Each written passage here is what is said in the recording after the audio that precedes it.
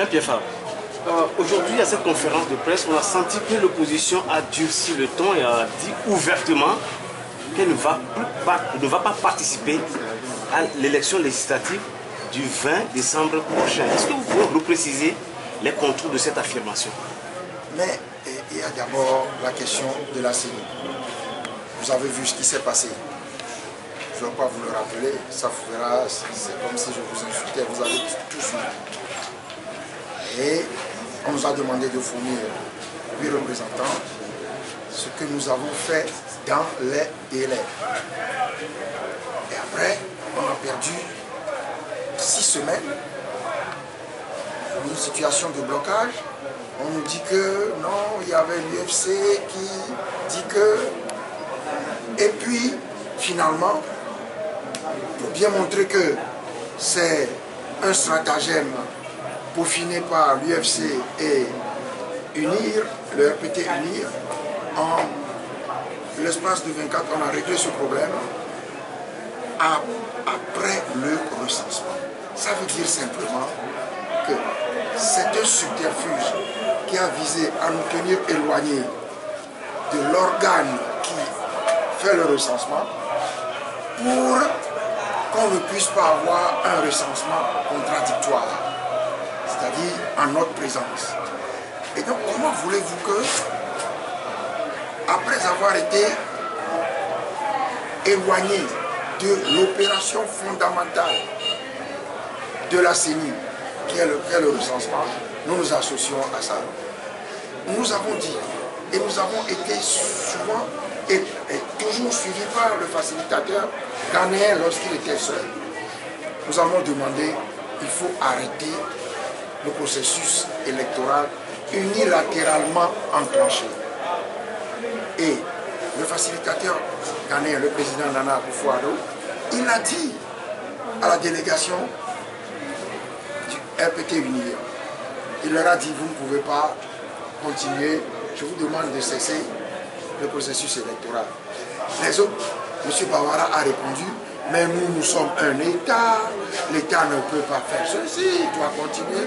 Et le président dit, c'est un non-sens de dire ça, parce que la CENI fait partie du problème. Le processus électoral fait partie du problème. Donc, ce que nous sommes en train de faire là n'est pas nécessaire si vous devez donner cette explication. Depuis le début. Alors, maintenant, on veut que nous nous associons à une opération unilatéralement conduite par le RPT UNIR. C'est non. Donc vous n'irez pas à la CENI, vous n'irez pas... Ah non, nous avons, vous aurez la déclaration que nous venons de rendre. Nous avons dit ceci. Nos représentants à la CENI n'iront pas prêter serment.